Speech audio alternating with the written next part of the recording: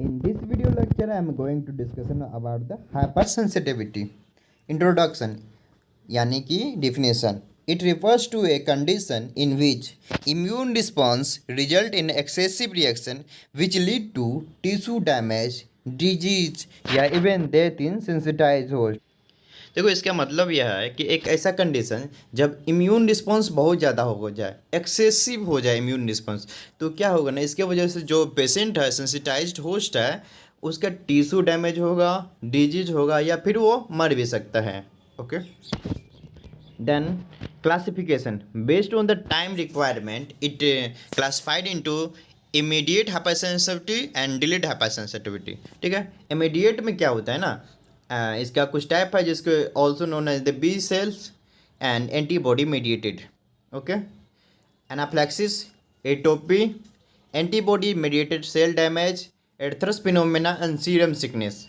5 type divide किया गया on the basis of time requirement of immediate के लिए. ठीक है, इमीडिएट में ये सब आएगा, नाम से भी पता लगेगा इमीडिएट हो रहा था इमीडिएट.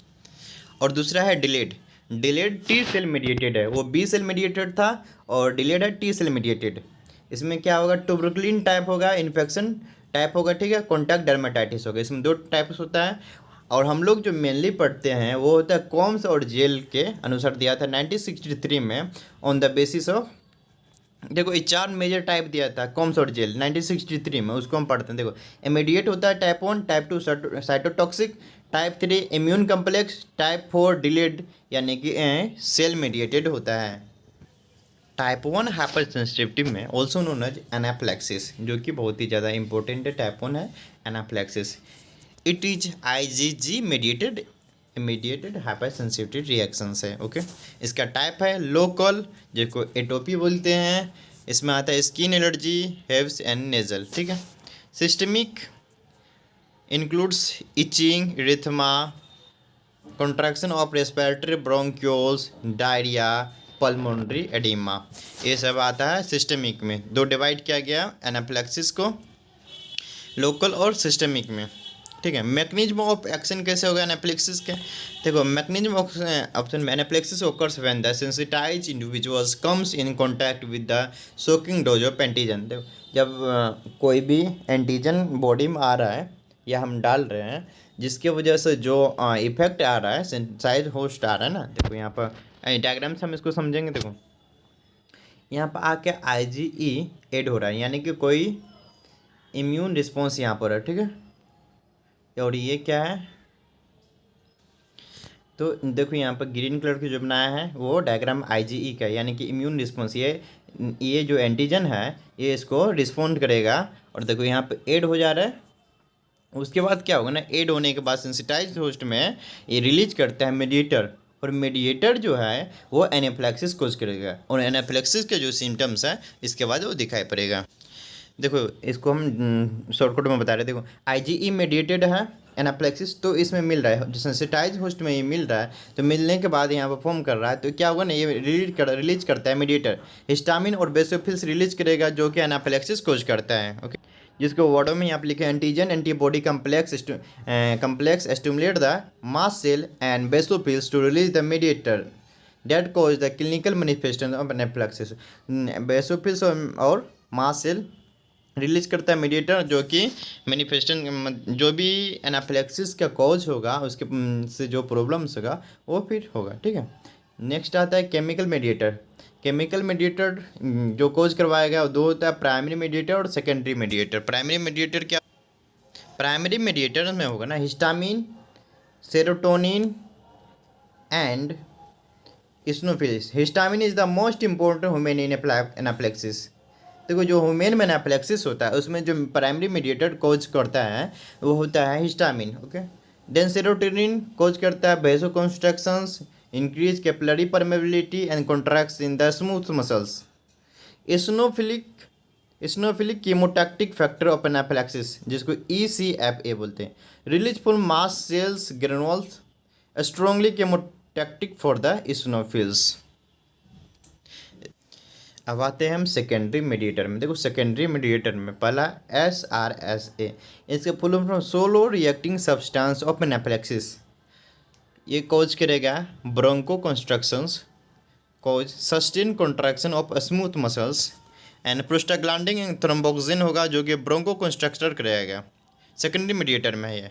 और तीसरा है platelet activating factor PAF cause aggregation of their vasoactive amines. Then other mediator में होता है ब्रोडिकाइनिन। आपको इसको अच्छा से याद कर लेना है जितना बताएं, क्योंकि इसमें ज़्यादा रटने की चीज़ है, आपको रटना पड़ेगा नोट से, आप इसे याद कर लीजिएगा, ठीक है। इसके बाद आते हैं फीचर्स ऑफ एनाप्लेक्सिस में occurs few second to few minute के दौरान में ही ओकर्स हो। इमीडिएट है तो आपको पता है एनाप्लेक्सिस इमीडिएट है तो तुरंत हो जाएगा, यानी कि बहुत कम समय में, व्यू सेकंड से व्यू मिनट में, कुछ सेकंड से कुछ मिनट में हो जाएगा। साइटोट्रोपिक IgE antibody is response, IgE anti mediators है, आपको पता है एनाप्लेक्सिस। दूसरा है, तीसरा अफेक्टेड टिश्यू या organ call the target tissue या सोकिंग ऑर्गन। जो अफेक्टिव टिश्यू उसको टारगेट टिश्यू बोलेंगे, जो कि ऑर्गन इफेक्ट हो रहा है उसको सोकिंग ऑर्गन बोलेंगे, सोक ऑर्गन बोलेंगे। नेक्स्ट उसके बाद आते हैं हम इसके लंग्स पर। Lungs is the principal shock organ in human. Bronchospasm, laryngeal oedema, respiratory distress, shock and death में ओकर्स। ये 4-5 फैक्टर्स है, फीचर्स हैं जो कि एनाप्लेक्सिस का है, ठीक है। देखो एनाप्लेक्सिस जो होगा ना वुमेन में, वो प्रिंसिपल जो होगा ना, मतलब जो प्राइमरी ऑर्गन डैमेज करेगा ना, लंग्स करेगा। लंग्स इज द प्रिंसिपल शोक ऑर्गन, ओके। नेक्स्ट आते हैं टाइप ऑफ एनाप्लेक्सिस। एनाप्लेक्सिस इन विट्रो, जिसको सर्ज डेल फिनोमेना भी बोलते हैं। Isolated tissue from the genius figures. Genius figure जो एनिमल्स है उससे हम एक टिश्यू आइसोलेट करते हैं और उसे कैप रखते हैं एक रिंगर सोल्यूशन का बात में। देन क्या होगा ना, जब उस बात में रिंगर सोल्यूशन का जो बात है उसके अंदर में हम जब स्पेसिफिक एंटीजन रखेंगे ना, तो उसके अंदर ना ऑर्गन कॉन्ट्रैक्ट होगा, ठीक है, ओके। इसी फिनोमेना को बोलते हैं सर्ज टेल फिनोमेना। ये समझ में आया उम्मीद है। देखो जीनियस फिगर हम एक बार फिर समझाएंगे। जीनियस फिगर से एक टिश्यू लेके हम रिंगर सॉल्यूशन में डालेंगे, जहाँ पर हम उसमें ऐड करेंगे एक स्पेसिफिक एंटीजन, जिसके कारण से ना उसका जो ऑर्गन होगा ना वो कॉन्ट्रैक्ट करने लगेगा, ठीक है। वो टिश्यू जो है कॉन्ट्रैक्ट करने लगेगा। इसके बाद आते हैं cutaneous एनाप्लेक्सिस। It is useful in testing for hypersensitivity and identify the allergic response in atopy. It may be induced when a small soaking dose of antigen is administered by the intradermal route to sensitize host. देखो cutaneous एनाप्लेक्सिस में होता है क्या, ये check करने के लिए, testing करने के लिए रखते हैं हाइपर सेंसिटिविटी हाई नहीं किसी को। कभी कभी आप जाएंगे डॉक्टर के पास तो आप देखेंगे कि इंजेक्शन लगाने से पहले एक छोटा सा स्किन पर गोल घेरा लगा के वहाँ पर कुछ हल्की सी डोज देते हैं, ताकि अगर हाइपर सेंसिटिविटी हो तो वहाँ पर उसे पता चले, जलन हो या फिर रेडनेस हो जाए, कुछ वैसा सिम्टम्स आपको दिखाई देगा। इसके लिए हम करते हैं, ठीक है। सोकिंग जो एक स्मॉल सोकिंग डोज देते हैं, छोटा सा, ठीक है, ज़्यादा नहीं देना है, हल्का सी देना है, डर्मिस में देना है, क्यूटेनियस में, ठीक है। इसके बाद देते हैं एटोपी पे। It is typified by hay fever and asthma. Antigen involve होता है pollen, house dust and foods. इसके वजह से हो सकता है, आपको पोलेंस के वजह से हो सकता है, या हाउस डक्ट की वजह से, या फूड की वजह से आप एटोपी कोज कर सकता है। This atopy induces IgG antibodies formerly termed as reagin antibodies. देखो इसमें एटोपी में भी IgE एंटीबॉडी ही रहता है, बट इसको जो टर्म दिया गया है एटोपी के लिए, खास टर्म दिया गया है इस एंटीबॉडी को, रेजिन, REAGIN, रेजिन, ठीक है। Mechanism of atopy. एक एटोपी के जो मैकेनिज्म है उसके बारे में अभी देखेंगे। इसका जो मैकेनिज्म ऑफ एक्शन है, atopens combines with the cells bonded IgE antibody fixed on their surface of the mast cell and basophils. This antigen antibody stimulate the cells to release the mediators resulting in clinical features तो atopy. It's mean that जो antigen है, देखो पहले तो एक cell जो IgE mediated cell था उसके ऊपर में आप एटोपेन से आ रहा है, यानी कि एंटीजन एंटीबॉडी हो रहा है, ठीक है। अगर एंटीजन एंटीबॉडी कम्प्लेक्स बनाया गया, स्टिमुलेट करेगा तो सेल्स टू रिलीज क्या करेगा, मीडिएटर रिलीज करेगा, और मीडिएटर रिलीज करेगा उसके कारण क्या होगा, जो भी एटोपेन के क्लिनिकल फीचर्स है वो आपको देखने को मिलेगा, ठीक है। Example food allergy, dust allergy, drug allergy. Example है फूड एलर्जी में मशरूम से होता है, डस्ट एलर्जी में पोलिन, हाउस डस्ट, और ड्रग एलर्जी में पेनिसिलिन, सल्फनामाइड, इससे हो सकता है। ठीक है, एटोपी। नेक्स्ट आते हैं टाइप 2, और टाइप 2 के वीडियो हम